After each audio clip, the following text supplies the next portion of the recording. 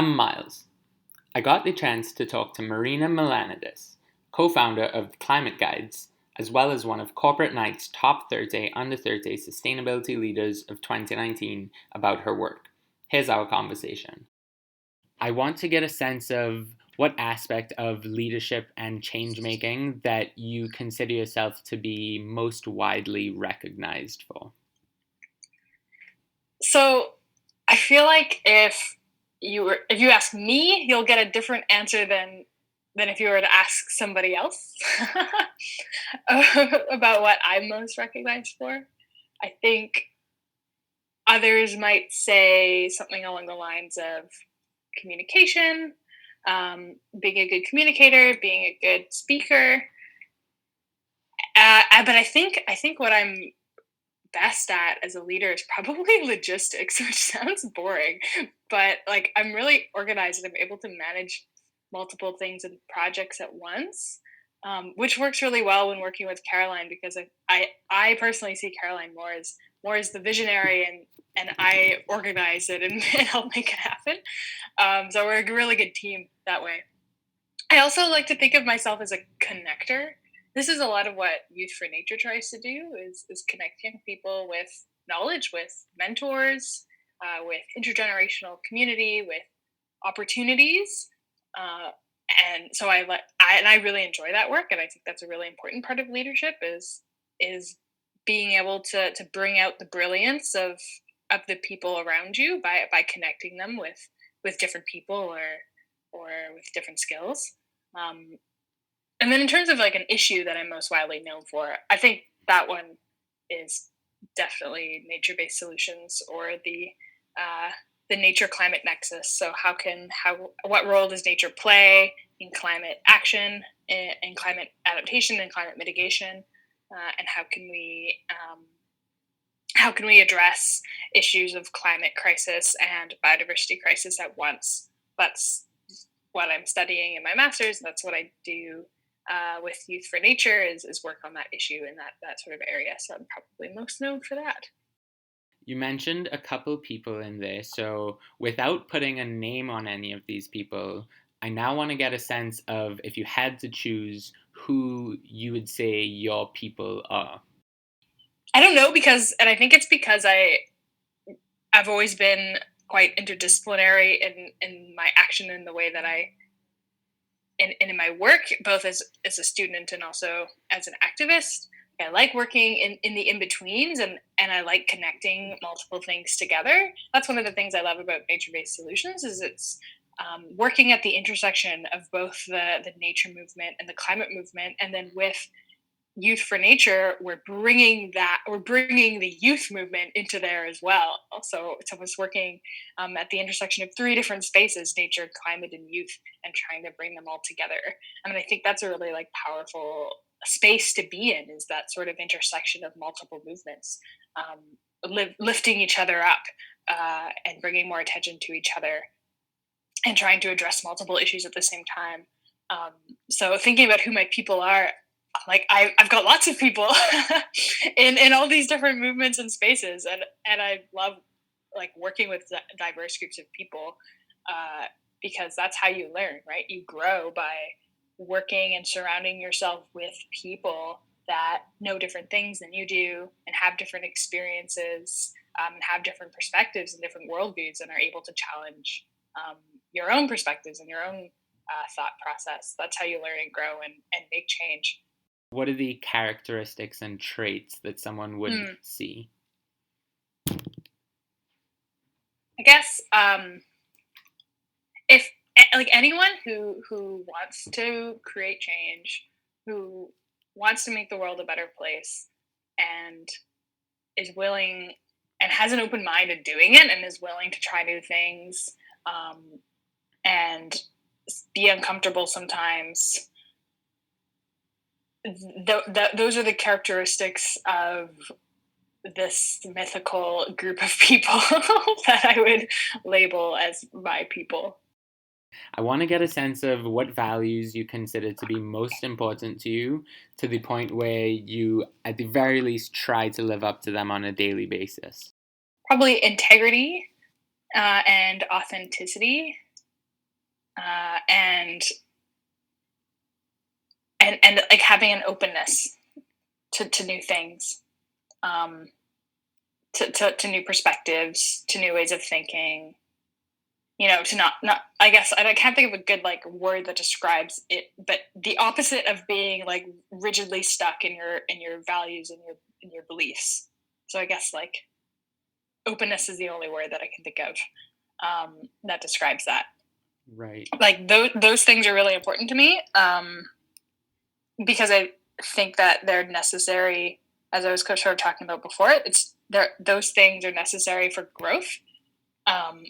And they're necessary for change making, and especially me as a white middle class cisgendered Canadian. I have a lot of privilege, so it's especially important to me if I am in these positions of making change to be really open to learning new things and new perspectives and changing the way that I do things with new information, so that I can still have integrity and still be authentic to the movement and be doing like what I can in the best way that I can for like the movements that I try to work for. How would someone be able to tell that you hold these values without you explicitly telling them? I like to think that I try to live them in the work that I do. I think that I am. I guess to probe you on that, like, Yeah. what would that look like, trying to live them through the work that you do? Like, what activities would you engage in? Actively seeking out new perspectives, actively seeking out the experiences and the opinions and the perspectives of people that I'm working with members of my team, with especially other youth that are in these similar sort of nature and climate spaces, listening before talking in sort of group scenarios, especially with other people that are in these spaces and trying to do this work. Like actively seeking out diverse voices in other ways as well. Sometimes is as simple as following diverse voices on social media, which for all of its faults, social media has been really useful in getting access to voices that I wouldn't be able to hear. Well, I wouldn't be able to hear otherwise. So and amplifying those voices as much as possible. I think that's also something that Youth for Nature tries to do, is through our storytelling work. The whole purpose of that area of work is to elevate the voices of young people who otherwise might not have the chance to be heard by as many people if it wasn't for us, and getting those voices out to as many people as possible.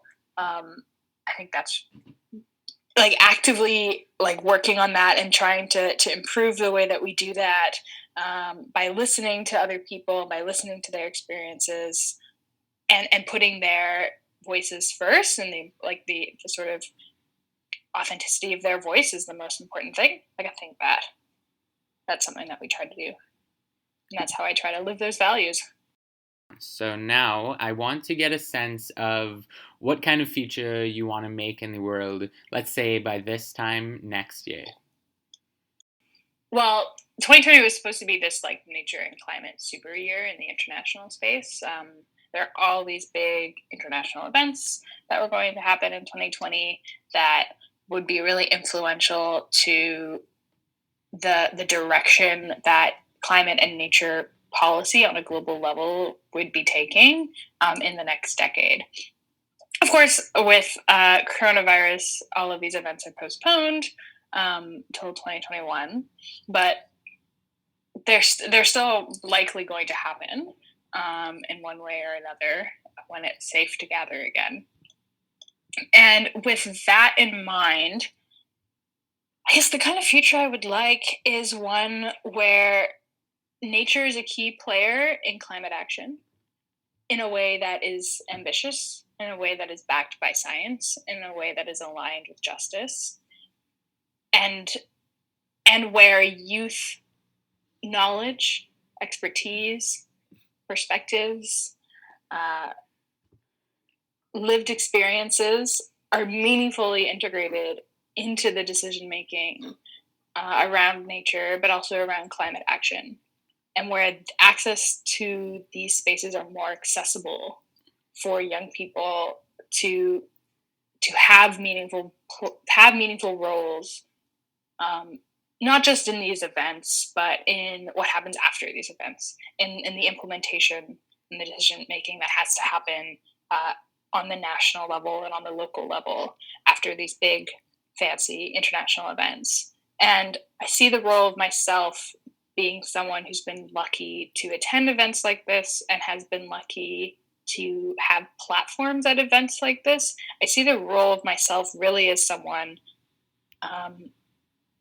who has a responsibility to try to make some of these spaces more accessible for young people all over the world. And that's something that we have tried to do through Youth for Nature by hosting and supporting youth delegations to events in the past. And I want to continue doing that. But I think that we can do more. I think that we can do more because only so many people can actually attend these spaces in person. But there are ways to contribute without actually attending these spaces. And I would like to, and I think it's my responsibility, and I want to be in the position where I can be part of designing how young people can contribute to these decisions, where their voices are being meaningfully integrated into the outcome, both on a national level, but also on a local level. And I see there being a role for Youth for Nature in that, so that we not only see nature as being a key part of the climate solution the way that it is, but we also see youth voices having a really meaningful role in shaping how nature is integrated in climate action. I now want to get a sense of where you see yourself in 5 years on a professional basis, a personal basis, geographically, emotionally. You can choose any or all of those.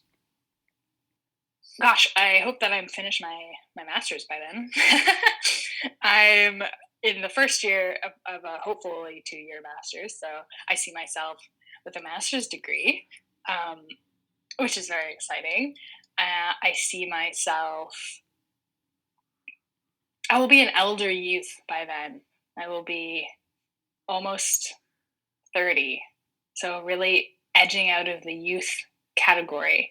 So what I would like to do, but in 5 years, I guess professionally and also personally, is be able to be leaving the youth space, and leaving it better than I found it. Like how Caroline and I would joke a lot, being like, well, hopefully one day we'll work ourselves out of a job because we won't need to be advocating for youth engagement in the way that we are all the time, because it will be happening already. I don't know if all of my youth engagement dreams will come true in 5 years, but I see myself being proud of the work that I've done in making it easier and more accessible for young people to engage in nature action, to engage in climate action meaningfully, and making our voices a more prominent, having a more prominent place in this decision making, so that by the time I'm no longer a youth, the youth that come after me have an easier time and have access and know how to access the platforms and know how to build and have access to platforms that we've built ourselves. The youth movement has really exploded recently, especially in the climate space, which is awesome. When Caroline and I started Climate Guides in 2018, yeah. Youth in climate was not really as common of a thought as it is now. So if anything, I've learned that things can change really quickly, which is awesome, which is good to know, especially in the climate space, because we need to change real quick. We need to change a lot of things really quickly to avoid some of the worst case scenario impacts. So I know that things can change quickly, and I know that youth have skyrocketed from not really being like not having it be like a common thought to talk to young people when you're doing working in climate and nature, to now, getting requests all the time from people all over the place, in governments, in civil society groups, in industry, wanting to get that kind of youth perspective, or to learn how to engage youth meaningfully. So like, and that has all changed in like the matter of a year, uh, maybe just a little bit over a year. So things can change quickly. So I definitely do have hope that by the time we get for another 5 years in the future, we'll have moved beyond some of the sort of symbolic or tokenistic representations that youth are currently getting in high level climate and nature decision making, and we'll move to a place where young people are being actually meaningfully integrated, not just as people to sit on panels, or people to consult with, and check a youth box off, but as people with like really important and relevant knowledge and skills and perspectives that are integrated in not just the sort of beginning decision making and planning, but the design and the implementation of the decisions that are made. I just want to get a sense of any content that you've taken in, whether it be a book or a podcast or anything at all, that has truly pivoted the way that you go about your life. This was in second year of university, so quite a few years ago now. But we read this essay that's old. It's an oldish essay. But it's quite famous in the conservation space, especially in academia.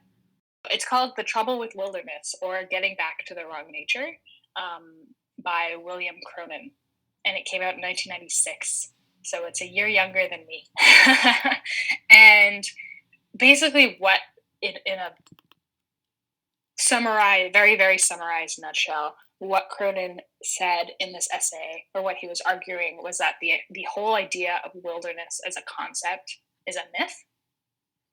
And it's not only is it a myth, but it's a damaging myth. It makes us think that, one, humans are separate from nature, and that nature is something that we go out and visit, and it's not something that we're like intrinsically a part of all the time. Two, especially in like North America, it perpetuates the idea that there were wild spaces where humans weren't a part of. So it erases histories and cultures of Indigenous people, and erases the history of some of these parks that we call wilderness, where really there were actually people living there since time immemorial, and the setup of those parks forcibly dislocated them, or they were forced out of those spaces to create this like fake wilderness. So it's damaging in that sense as well. And I had never thought of it that way before, and it totally blew my mind to realize, oh my God, like Cronin is totally right. Wilderness doesn't exist, and the human nature dichotomy is false. And actually, we're all a part of nature, and when we're making decisions that don't recognize that, like those decisions lead us in the wrong direction. I mean, the coronavirus pandemic is actually a really good example of that, because this pandemic and pandemics in the past have been a result of like our humanity's, or society, I guess, or like capitalism's terrible and colonialism's terrible relationship with nature. And it results in things like this. And I'm still, that essay is still like continuously blowing my mind, but it was a really great reality check because I definitely, believed in wilderness and believed that, oh, are humans are the bad guys here, and nature needs to be pure and untouched, um, in order for us to fix the mistakes we've made. And that is just so false on so many levels. um, and it perpetuates some pretty like dangerous ideas too about like humans being the bad guy, which isn't true.